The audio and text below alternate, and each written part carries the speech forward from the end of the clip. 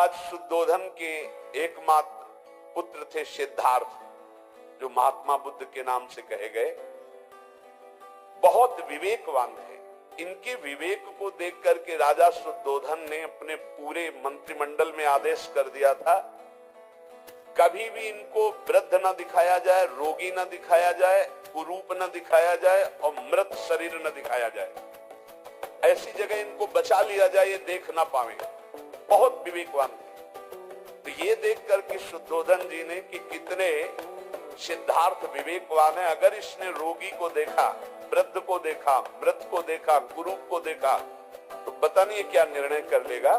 इसलिए 4 बातों के लिए राज मंत्रिमंडल में निषेध किया गया था। कभी भी युवराज को वृद्ध, रोगी, कुरूप या मृतक न दिखाया जाए। अगर कभी ऐसा हो तो इनको घेर लिया जाए और वो देख ना पाए।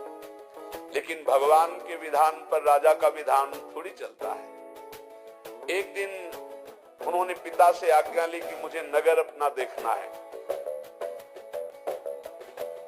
आज्ञा कर दी, पर उनके मित्र और साथियों को कहा हमारी 4 बातें याद रखना, रोगी, कुरूप या वृद्ध या मृतक हमारे राजकुमार की दृष्टि में नहीं पड़ना चाहिए।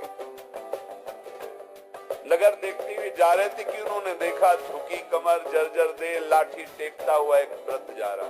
तुरंत उन्होंने घेर लिया, ना देख। उनका रुको, ये क्या है? तो उनका ये हमारा आपका जैसा शरीरधारी मनुष्य है, ऐसा मनुष्य होता है। धीरे धीरे लाठी टेक, ये कैसा है? बोले जो आपकी अवस्था है, इसके बाद जो अधेड़ अवस्था आती, फिर ये वृद्धावस्था, मतलब मेरे शरीर की भी यही अवस्था होगी। हाँ राजकुमार, ये पूरा जीवन जिया जाए तो जवानी के बाद वृद्धावस्था आती है। चलो वापस चलो, मुझे अब नहीं देना। एकांत में बैठकर बहुत चिंतन किया। आज जवानी है, पत्नी प्रिय लग रही है, परिवार प्रिय लग रहा है, राज प्रिय लग रहा है। कल वो दशा आ जाएगी शरीर की कि लाठी लेकर के एक कदम झुक झुक कर चलना होगा। फिर सत्य क्या है? एक दिन फिर कहा मुझे नगर दर्शन कराने का। फिर आज्ञा हुई। बड़ी सावधानी इस बार रखी गई थी, लेकिन मार्ग में देखा कि एक हड्डी हड्डी शरीर में है, जैसे टीबी का मरीज, मिर्गी का मरीज, बार बार वो फेन उगल रहा है, भूमि पर तड़प रहा है, कोई उसके पास नहीं। राजकुमार सिद्धार्थ नजदीक है। ये क्या है? उनका महाराज, ये मनुष्य ही है। ऐसी दशा क्यों हुई? ये रोग से युक्त है। तो किसी को भी ऐसा रोग हो सकता है? हाँ राजकुमार, किसी को भी रोग हो सकता है ऐसा। ये इसकी दशा, फेन निकल रहा है, शरीर इस कोटि का हो गया है। चलो मैं वापस नहीं देखना चाहता। एकांत गए। जवानी के बाद वृद्धावस्था, और जवानी में भी इस तरह के रोग जिससे उसकी हड्डी हड्डी हो गई शरीर में, वो फेन उगल रहा था, वो मूर्छित हो रहा था कष्ट से। फिर आखिरकार सत्य क्या है? जीवन का रहस्य क्या है? तीसरी बार फिर कुछ दिनों बाद कहा मैं नगर यात्रा में जाना चाहता हूं। फिर आदेश हुआ, भगवान का विधान,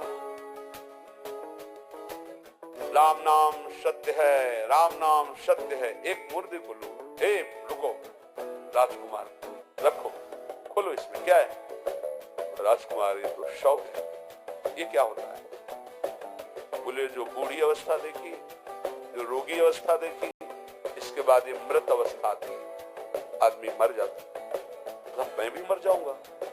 हाँ, अगर वृद्धावस्था आई, रोग अवस्था आई, तो उसके बाद मृत्यु अवस्था होती है। तो जीवन का सत्य क्या है? यही जीवन का सत्य है। राजकुमार मैं इस विषय में तो नहीं जानता, पर ये जरूर दशा सबकी आती है। तो मृत्यु का ज्ञास कभी भी बना जा सकता है। हाँ राजकुमार, कभी भी मरा जा सकता है। बुढ़ापा, रोग, मृत्यु, जब इससे जीवन ग्रस्त है तो आनंद कहाँ है? ये आनंद की खोज कैसे पूर्ण होती है? ये सत्य क्या है? बस उनके हृदय में बड़ी ग्लानि हुई। रात्रि में अपनी पत्नी को देखा, पुत्र को देखा, आखिरी प्रणाम किया और कहा मैं इस आनंद में नहीं टिक सकता, मुझे सच्चिदानंद चाहिए। जो सत्य है, परम चैतन्य घन है, मैं रोगी या बुढ़ापा या मृत्यु अवस्था आने के पहले उस अवस्था को पाना चाहता हूं जहां न रोग छू पावे, न दुख छू पावे, न मृत्यु छू पावे। भाग पड़े घर से। नवीन पत्नी थी, नवजात पुत्र था, एकांत स्थल इहासने सुस्थित में शरीरम, इसी आसन पे शरीर चाहे सूख जाए, अस्थियां टूट जाए, चाहे मृत्यु हो जाए, पर जब तक ब्रह्म बोध नहीं होगा मैं इस वृक्ष के नीचे से नहीं उठूंगा। और ब्रह्म बोध करके ही उठी, इसलिए उस वृक्ष का नाम बोध वृक्ष हुआ। और उन्होंने भगवत साक्षात अपने स्वरूप का, अपनी आत्मा का साक्षात्कार किया। तो या तो ये भय लग जाए इस तरह विचार करके भगवान की शरण में, और या फिर